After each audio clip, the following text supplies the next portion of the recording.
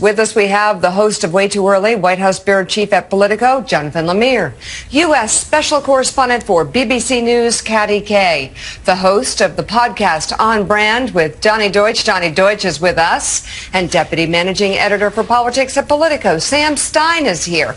Also with us, MSNBC contributor and author of the book, How the Right Lost Its Mind, Charlie Sykes is with us. What a great group to have on this Monday morning with so much to talk about, and we're going to take it step by step here because there's a lot. We begin with Donald Trump spending another religious holiday on social media on really what you would call a bender.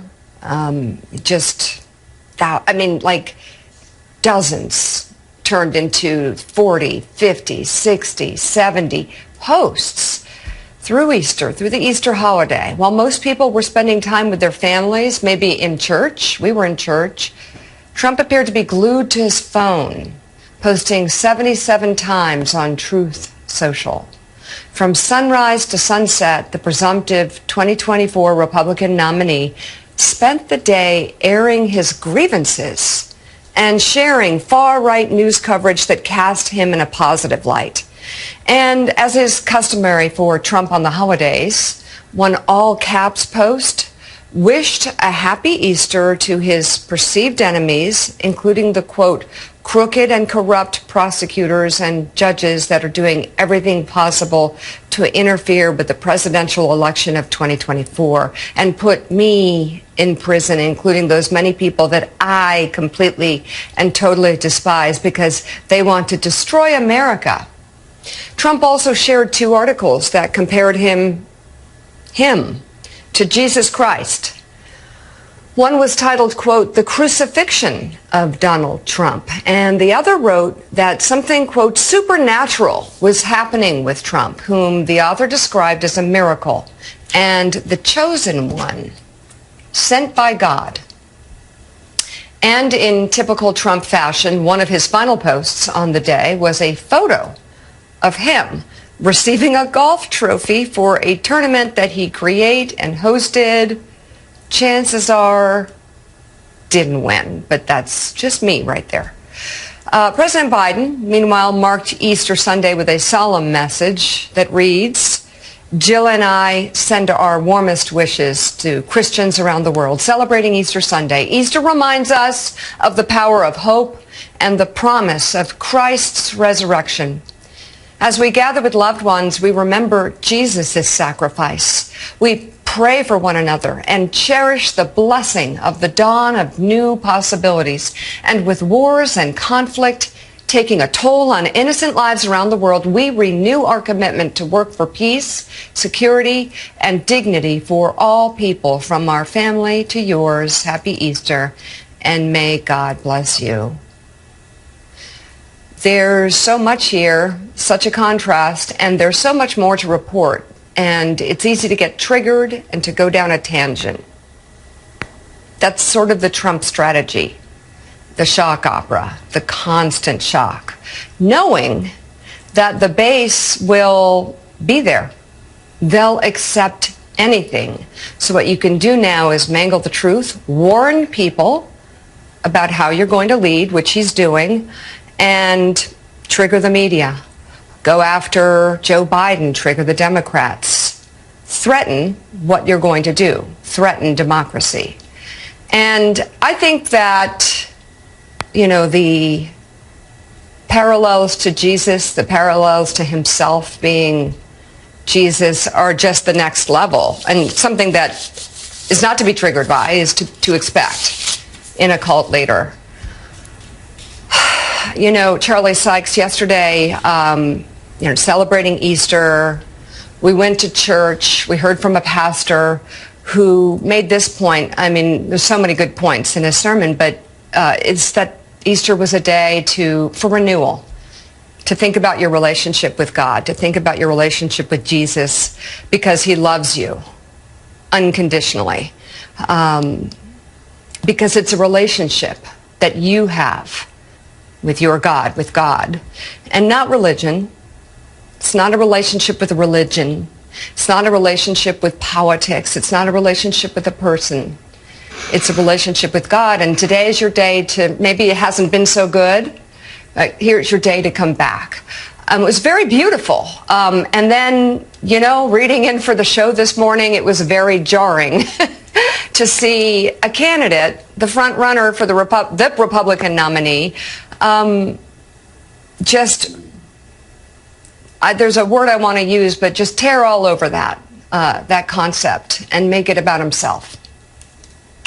Well, of course, and by the way, happy April Fool's Day, but unfortunately, this is the reality. This is the real world, and what you saw over the weekend was not an actual parody. The Saturday Night Live episode really sort of nailed it, but it's difficult to come up with a parody of what Donald Trump is actually doing, peddling the Bible in just the crudest possible pandering. But again, you know, the split screen between Joe Biden, who is, whatever you think about his politics, is a sincere and committed Catholic. He is a believer. And then Donald Trump off on the 70 plus rants that he, unhinged rants. But I also have to point out, though, the split screen, what was going on in terms of the alternative realities we live in here. So all week long, Donald Trump had to answer for this cynical pandering with the Bible. But right-wing media was focused on two things over the weekend, and they pounded it and pounded it and pounded it. Number one was the very misleading charge that somehow Joe Biden had replaced Easter with Trans Visibility Day. There must have been 1,000 tweets about that. And then another completely misleading story about how the Biden White House had banned religious symbols on Easter eggs. In fact, this has been a policy that's been in place for decades, including the Trump administration. But in the split screen world, you have Donald Trump with the unhinged rants, but his base is hearing, this other message that it is Joe Biden who is the enemy of God and of faith, and it is Donald Trump who is the defender of the faith. It's so absurd, but I think we need to understand and come to grips with the way in which we have this completely alternative narrative out there that has really no relationship to reality, but which is very, very potent in American politics these days. Yeah, we have a fact check on what you just mentioned in just a moment, and we'll go through it point by point. But Trump's social media frenzy yesterday came after he posted a video depicting violence against President Joe Biden earlier in the weekend. On Friday, the former president published a video which appeared to be taken by one of his senior campaign advisors, Dan Scavino. That's a guy who worked at his Briarcliff Country Club like years ago, driving him around on a golf cart, handling people coming in, and now he's the front guy. He's been there and he has lasted. Just think about that. We're not going to play it here, but the video shows a truck driving down a highway with a decal of Biden on the back, depicting the sitting president hogtied and kidnapped. In a statement, a Biden campaign spokesman slammed the post, writing in part, quote, "Trump is regularly inciting political violence, and it's time people take him seriously. Just ask the Capitol police officers who were attacked protecting our democracy on January 6th.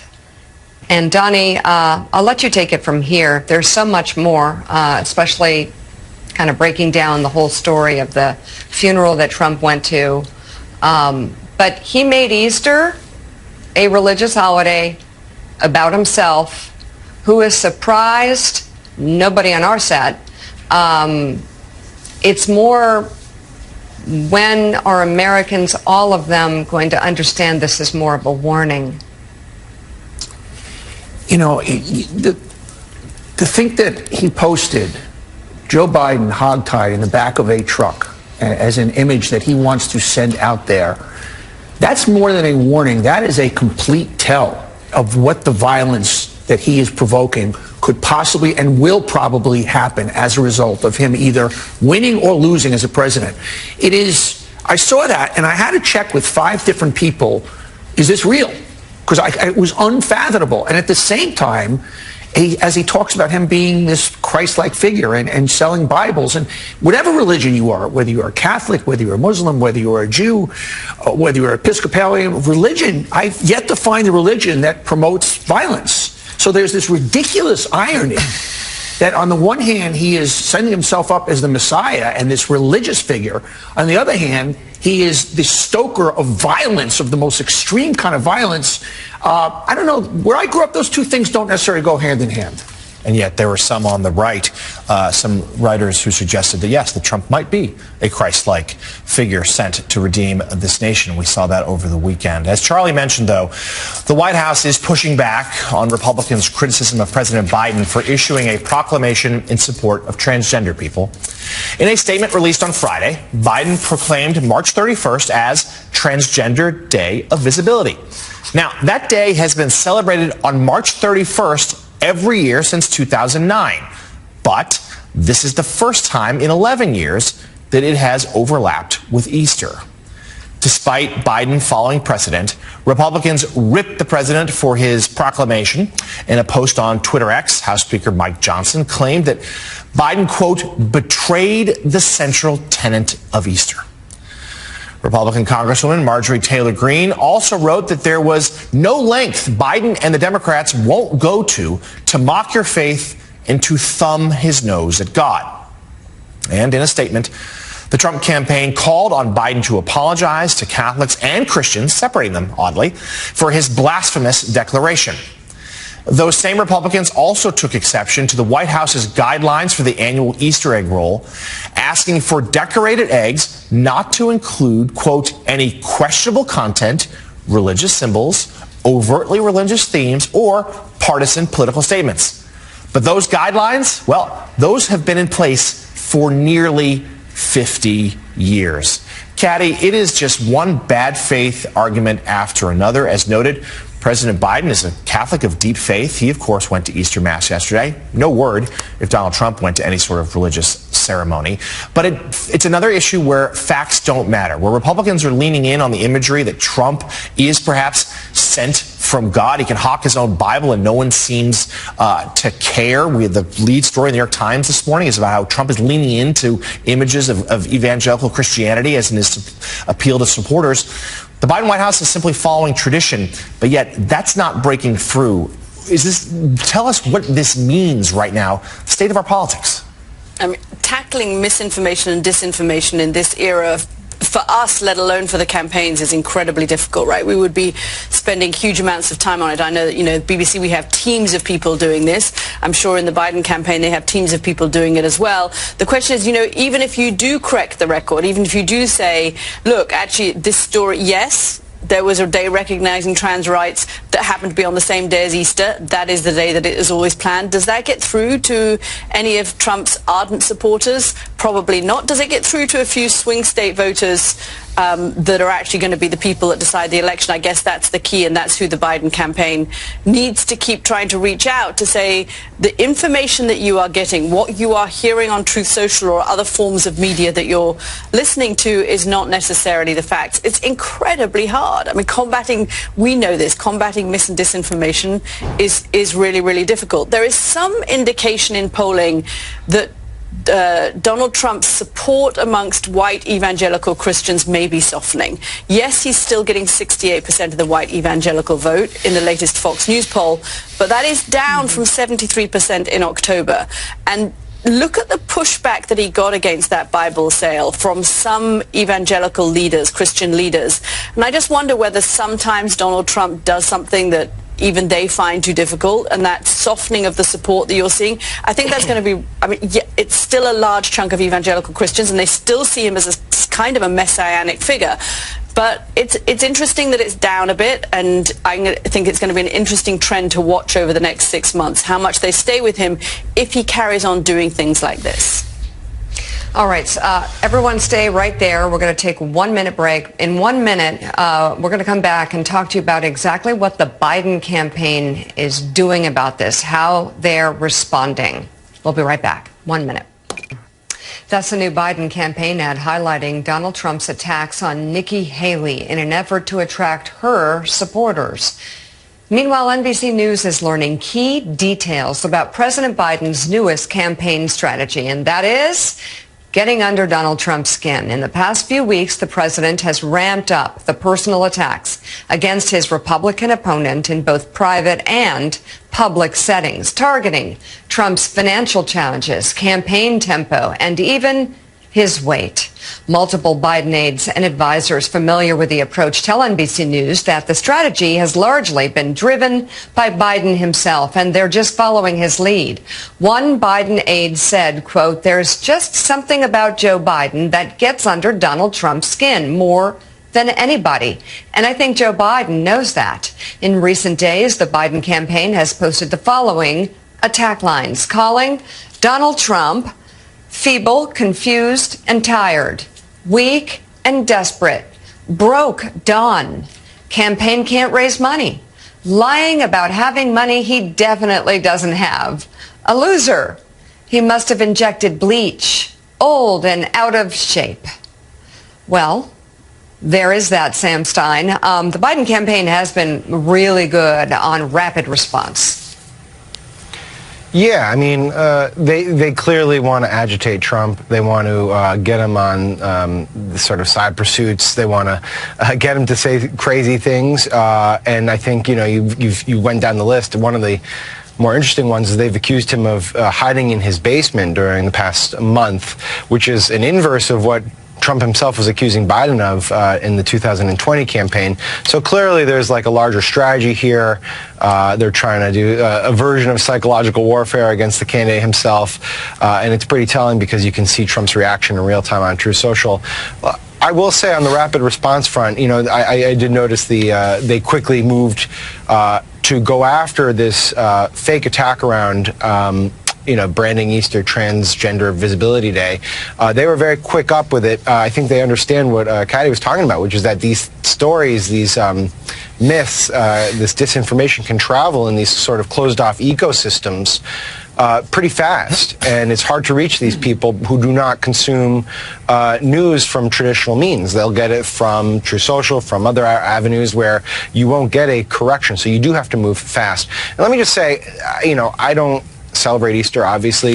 I thought the whole thing was bizarre, though, because, you know, what was the actual problem here of having Transgender Visibility Day that happened to coincide on Easter? Why is that problematic at all? Isn't it supposed to be a holiday of acceptance? And I thought that was the fundamentally weird part about this whole faux controversy, which is that what are you actually mad about? Why does it make a difference that the days fall on the same day this year?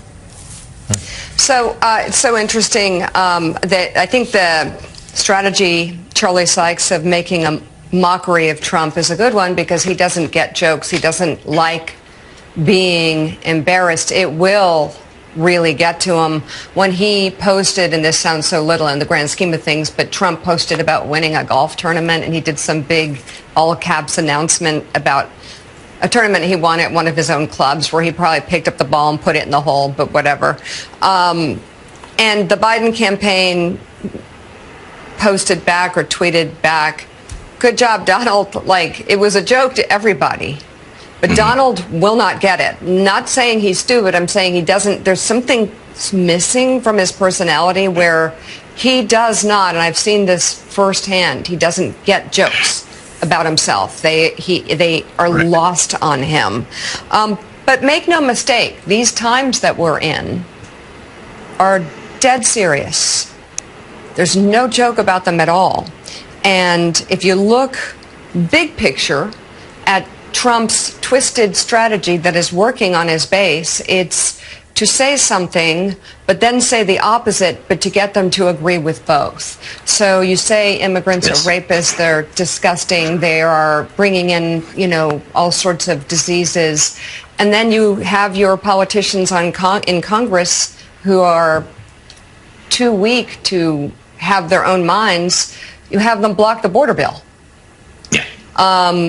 You say you're for national security, global security, being strong.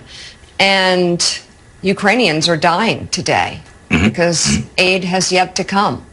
The list goes on, Charlie, and I guess the question is how the Democrats, because this isn't going to be an election about Democrats or Republicans, it's going to be an election about democracy. It is no joke.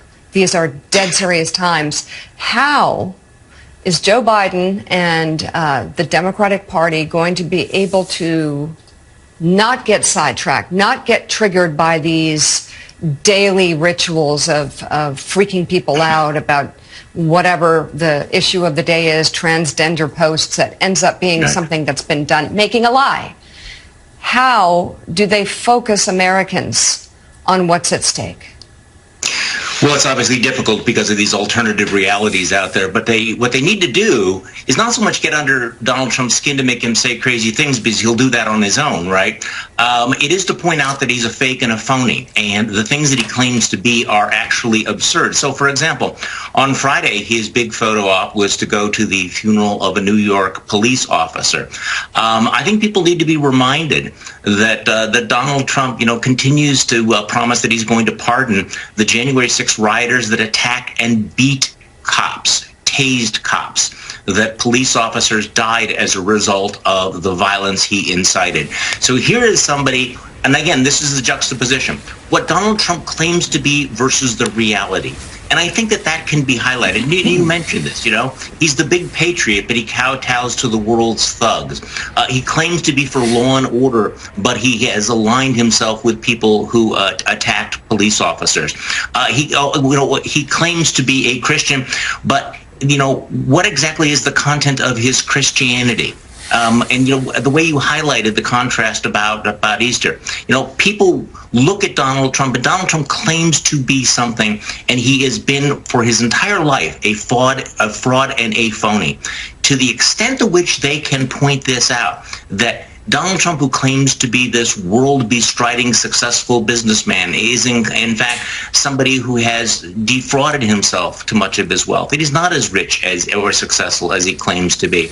And I think this is a chip away, because there are people who look at Donald Trump, and this is one of the really weird things about our world. I don't know if you've seen the sort of the online Trumpist porn where he's portrayed as looking like, this buff superhero flying on an eagle carrying an AK-47, when in fact he is a soft, he's a soft wannabe.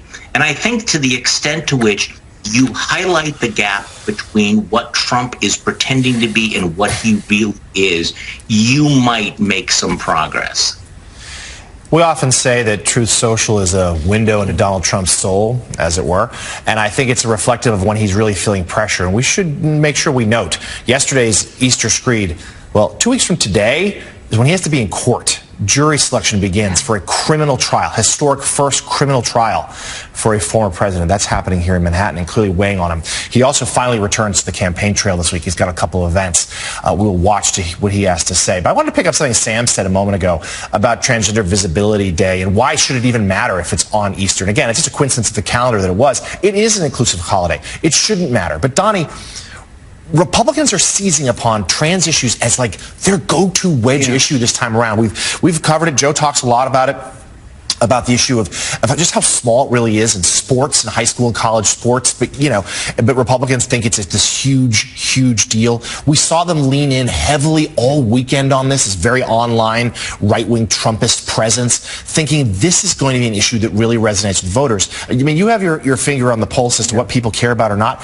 Do people care about this? And if this is what Republicans have, is this the best they have? That's not going to be enough. Here's why I think the Republicans so heinously seize on the trans issue. It's not, obviously the numbers are not there. The amount of trans athletes competing as men and with women is 0.0001%. But it's an issue that if you're an American, and this is sad, and things don't make sense to you anymore as far as what's going on, that the country is becoming white, you're a minority, and globalization and everything that's happening. This is an issue that, boys can be girls, girls can be boys, that is this simplistic, I know the world doesn't make sense to you anymore. Get it? See what's happening? Boys aren't even boys anymore. Girls aren't even girls anymore. And it's this like dumbed down version of we'll make sense of the world for you if it doesn't make sense to you anymore. It's this like sliver issue, and it's the irony is it's an issue of inclusion. It's an issue of what America's all about. But they'll turn it upside down and say, you see, it doesn't make sense. The world is not yours anymore. The world is coming to hell, and it doesn't make sense. And come with me, I'll make it make sense again. That's the dumbed down, simplistic issue of why they go after the trans issue, and it's tragic and it's disgusting. Yeah. I don't disagree. Charlie Sykes, by the way, thank you so much for being on this morning. We appreciate it. And coming up, a conversation on this. Welcome back. 32 past the hour. Thousands took to the streets outside Israel's parliament in Jerusalem yesterday to call for new elections in the country. The New York Times reports it was one of the most significant demonstrations against Prime Minister Benjamin Netanyahu's government since the Israel-Hamas war began. Look at this. And it comes one day after thousands took to the streets of Tel Aviv in separate anti-government protests. Netanyahu himself underwent surgery last night to treat a hernia, with the hospital releasing a video this morning calling the procedure successful. Meanwhile, in Egypt, an Israeli delegation held ceasefire talks on Sunday. That's according to two Israeli officials who spoke to the New York Times on the condition of anonymity. Joining us now, columnist and associate editor for the Washington Post, David Ignatius, joins us. David, I know you were just back from Ukraine, and we look forward to that conversation. But first, can you tell us about the stress brewing within Israel itself and around the Middle East about Netanyahu's leadership? Mika, you have the sense that Prime Minister Netanyahu is running out of road in Israel. He's under attack now from both the left, critics of his policy, people who want to focus on release of the hostages, and from the right. His right-wing coalition partners are upset at proposed legislation that would require ultra-Orthodox Jews who don't serve in the military to serve. That could break his coalition. So he's increasingly on the hot seat. He's not popular. He is promising a quick end to the war in Gaza. It's not coming. We'll see what these latest hostage release talks can produce. The U.S. has placed enormous stress on this, thinking that once you get a ceasefire temporarily, for however many weeks, you begin to be able to de-escalate the situation, help the poor Palestinians whose situation is desperate, and begin to stabilize the region. But we just got to see whether the first steps are even possible in those talks. But for Netanyahu, this is a pretty narrowing set of options, and